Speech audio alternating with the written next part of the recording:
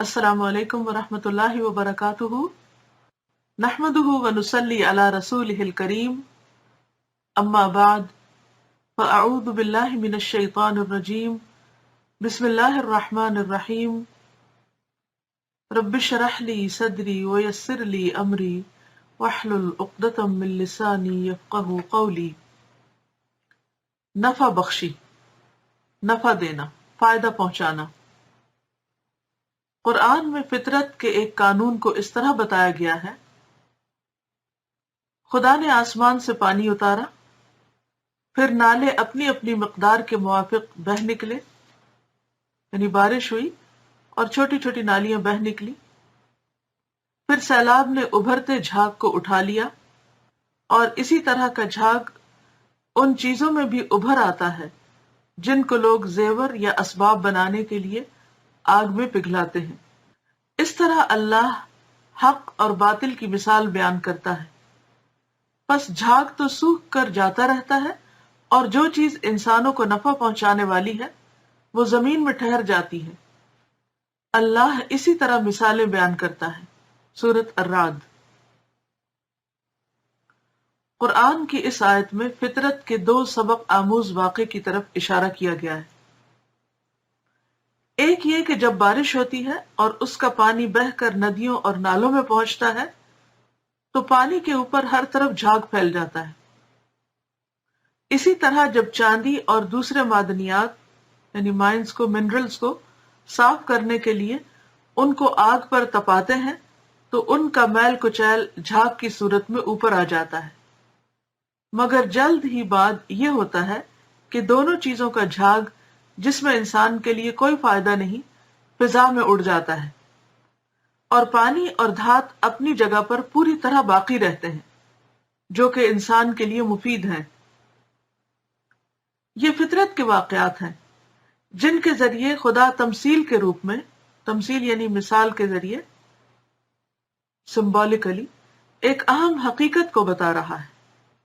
وہ یہ کہ اس دنیا میں کامیابی اور بقا کا فطری اصول کیا ہے، یعنی ہو از سکسیسفل، کون کامیاب ہے اور کون باقی رہے گا۔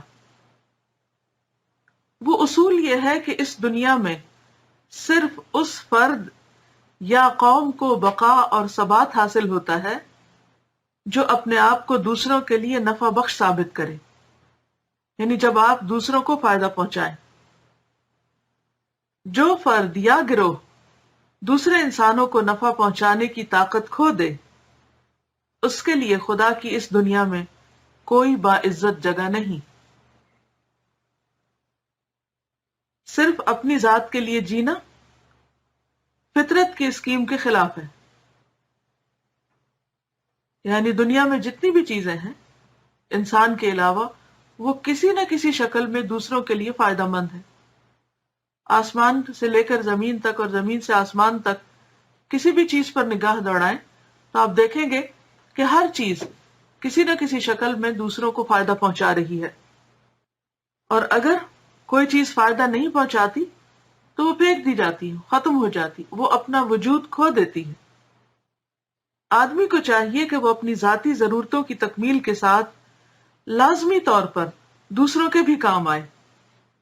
یعنی جب آپ اپنی ذاتی ضروریات سے، پرسنل اپنی جو بھی آپ کے کام ہیں ان سے فارغ ہو جائیں تو لازمی طور پر دوسروں کے کام آئیں۔ ایسا نہ کرنے کی صورت میں وہ فطرت کے نقشے میں بے جگہ ہو کر رہ جائے گا، یعنی اس کا کوئی ٹھکانہ نہ ہوگا، اس کی کوئی جگہ نہ ہوگی۔ کائنات کا مطلوب انسان وہ ہے جو ایک نفع بخش انسان ہو۔ تو اب آپ اپنے بارے میں سوچئے کہ آپ کس کس کو، کس کس شکل میں، کس وقت کیا فائدہ پہنچاتے ہیں۔ غور کیجئے۔ ہم اپنی ذات کے لیے تو بہت سوچتے ہیں، فکر کرتے ہیں، اور اپنی ضروریات کے پورے کرنے کے لیے کوشاں بھی رہتے ہیں اور حرص بھی رکھتے ہیں اور بھاگ دوڑ بھی کرتے ہیں، اور اگر ان میں کوئی کمی بیشی ہو تو ہم اس پر پریشان بھی ہوتے ہیں۔ لیکن اپنے علاوہ، اپنے بچوں، اپنے خاندان، اپنے رشتہ داروں اور اپنوں سے باہر نکل کر ہم دوسروں کے لیے کس طرح کام آتے ہیں، ہمیں اس کے بارے میں سوچنے کی ضرورت ہے، کیونکہ اس دنیا میں کوئی شخص بھی ایسا نہیں ہو سکتا کہ جو یہ کہے کہ چونکہ میرا اپنا کوئی کام نہیں اس لیے میں دوسروں کے کام آتا ہوں. ہر شخص اپنی ذاتی زندگی میں کسی نہ کسی شکل میں مصروف ہے، لیکن اسی مصروفیت کے اندر انسان کو دوسروں کے لیے وقت نکالنا ہوگا.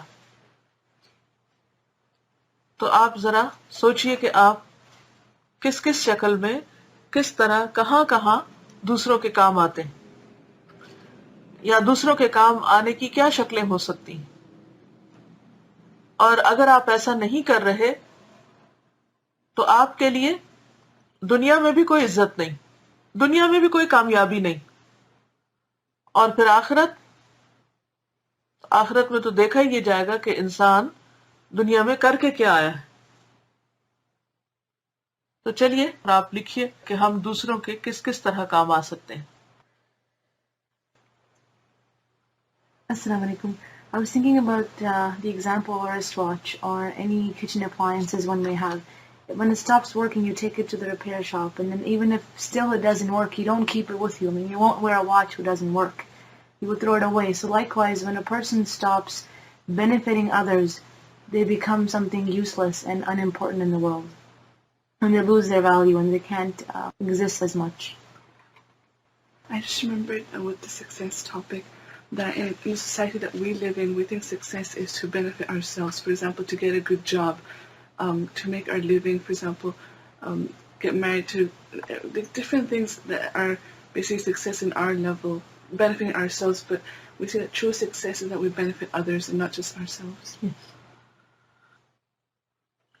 ہم میں سے ہر ایک کو اپنے اپنے لیول پر دیکھنا ہوگا کہ ہم کس طرح دوسروں کے کام آ سکتے ہیں، کہاں کہاں کام آ سکتے ہیں. اس میں ایک تو اپنی زندگی کا اصول بنا لیجئے کہ نیکی کا جو بھی موقع جہاں بھی جس شکل میں بھی نظر آئے اس سے فائدہ اٹھائیں. یعنی یہ انتظار نہ کریں کہ اچھا میرا تو دوسروں کو فائدہ پہنچانے کا یہ اور یہ گول ہے اور میں اس کے لیے کام کر رہا ہوں، لہٰذا باقی چھوٹے موٹے کام تو میری نظر میں جچتے ہی نہیں اور یہ پھر کوئی اور کر لے گا. نہیں، آپ راہ چلتے ہوئے کسی بھی طرح کسی کے بھی کچھ کام آ سکے، کسی کو کسی طرح کی بھی مدد دے سکے، ان سب چیزوں کے لیے اپنے آنکھیں کھولیے، اپنے کان کھلے رکھیے، اپنی نگاہوں سے دیکھیے کہ کہاں کون سا موقع ہے. تو ہمیں نیکی کے مواقع کی تلاش میں رہنا ہے. مواقع، اپرچونٹیز ہر طرف موجود ہیں، لیکن ہم ان سے کتنا فائدہ اٹھاتے ہیں. اب آپ نے یہ جو لکھا ہے سب لوگ ایک دوسرے کے لکھے ہوئے مشورے کو پڑھ لیں اور آپ دیکھیں کہ آپ کس کس طرح دوسروں کو فائدہ پہنچا سکتے ہیں. لیکن دوسروں کے مشورے تو آپ ایک سرسری نظر سے پڑھ ہی لیں گے، لیکن حقیقت یہ ہے کہ ہم سب کو اس بات پر غور و فکر کرنے کی ضرورت ہے کہ میرے پاس کون سا چانس ہے، میں کیا کر سکتا ہوں. اگر آپ کسی کے کام نہیں آ سکتے اور خود غرض بن کر جی رہے ہیں تو زیادہ دن تک آپ خوش نہیں رہ سکیں گے.